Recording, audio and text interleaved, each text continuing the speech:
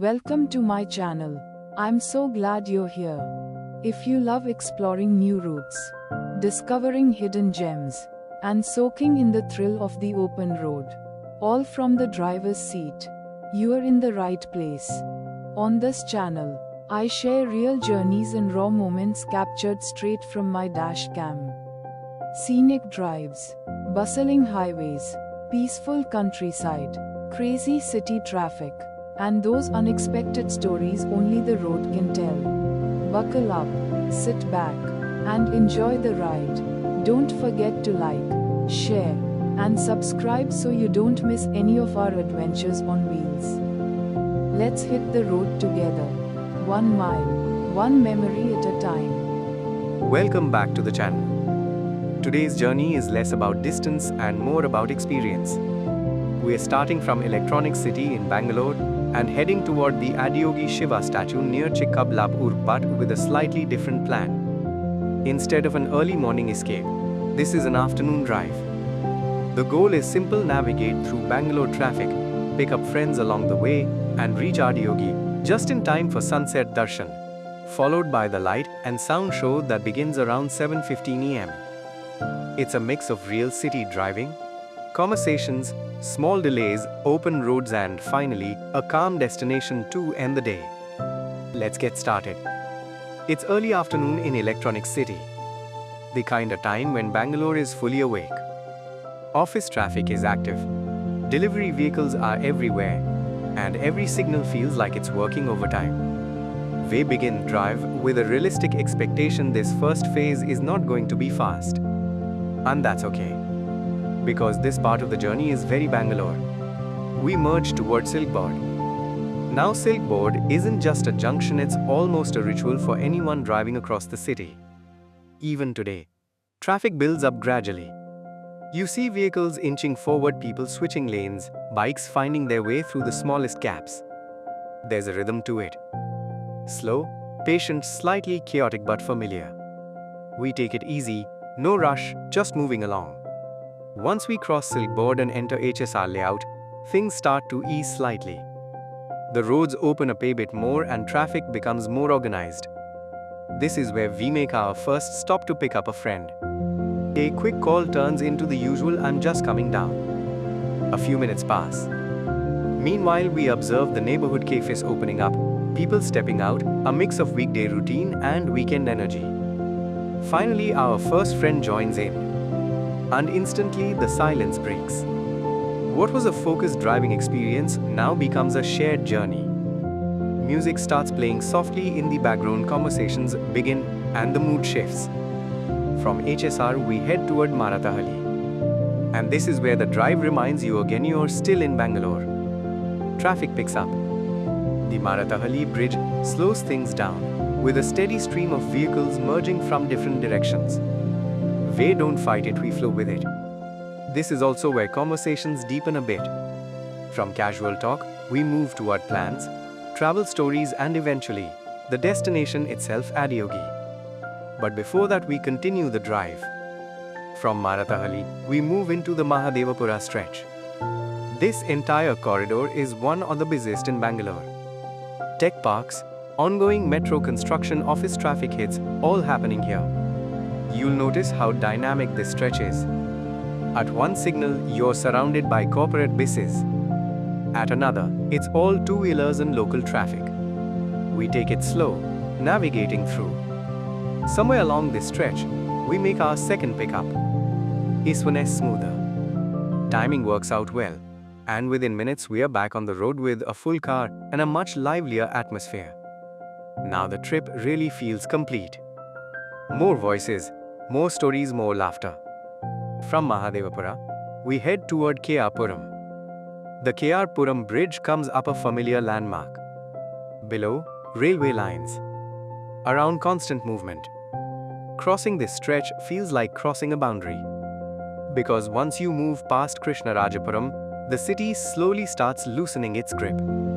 We take the turn toward Konadasapura road. And this is where the shift truly begins. Traffic reduces. Signals become fewer. The roads feel less stressed. You can finally maintain a steady pace. There's something satisfying about this transition. It's not sudden, it's gradual. Almost like the city is slowly letting you go. We continue toward Hoskote Toll Plaza. By now, the drive feels lighter. At the toll, there's a brief pause, FASTag scans, lane changes, the usual.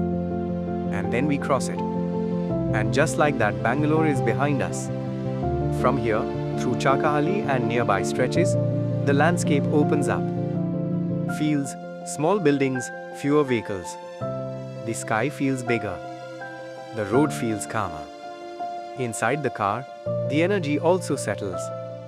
The initial excitement gives way to more meaningful conversations. And naturally, the topic circles back to Adiyogi. Who is Adiyogi? Why does this place draw so many people?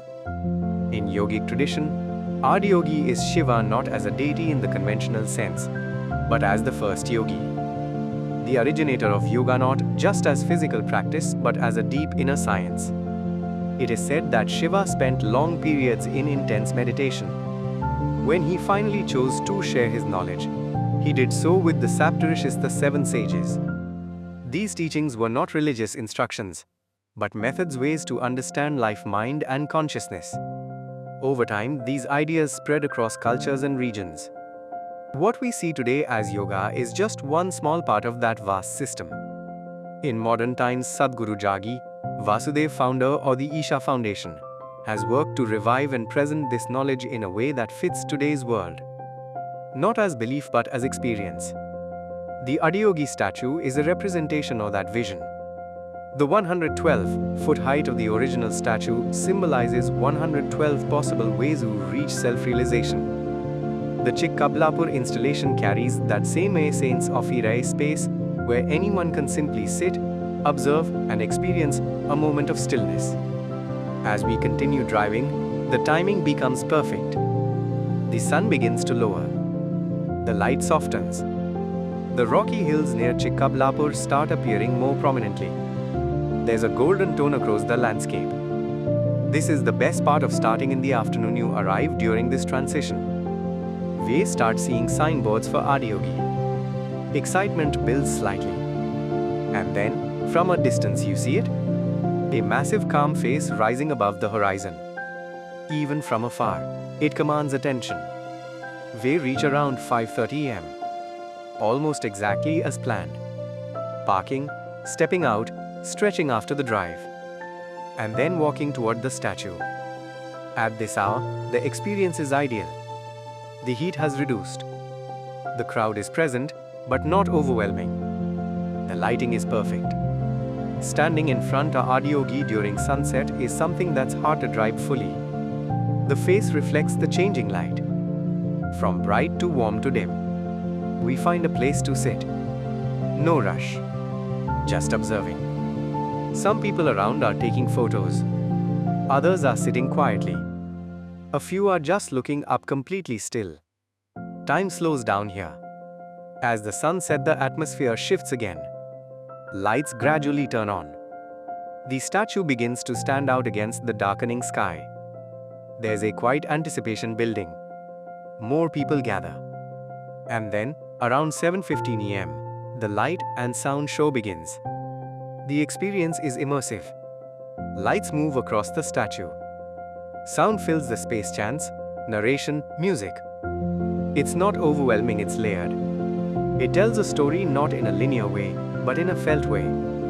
You don't just watch it, you sit through it. And after the drive, after the conversations, after the transition from city to stillness, it all connects. Once show ends, there's no rush to leave. People take their time. They slowly start walking back. The return journey begins. And like most good trips, the return is quieter. Less talking, more reflecting. The same route unfolds in reverse: Chikkaballapur, Hoskote, Konadasapura, KR Puram, Mahadevapura, Marathahalli, HSR Silk Board, Electronic City. Traffic builds up again as we re-enter Bangalore. Signals, lights, movement hit, all comes back. But something feels different. Because the day had a pause in between. To wrap it up, this is not just a drive. It's a well-timed experience. Starting in the afternoon, navigating real Bangalore traffic, picking up friends across the city, and reaching just in time to witness Adiyogi in daylight, sunset, and under lights. The drive is realistic slow in the city, smooth beyond Hoskote, and the destination makes it worth every bit. If you're planning a one-day trip from Bangalore, try this timing. It adds a completely different dimension to the experience. If you've done this route or visited Adiyogi for the evening show, share your experience in the comments. And if you enjoy these kinds of journeys where the road, people, and place all come together, stay tuned for more. Until then, drive safe, take your time, and enjoy the journey.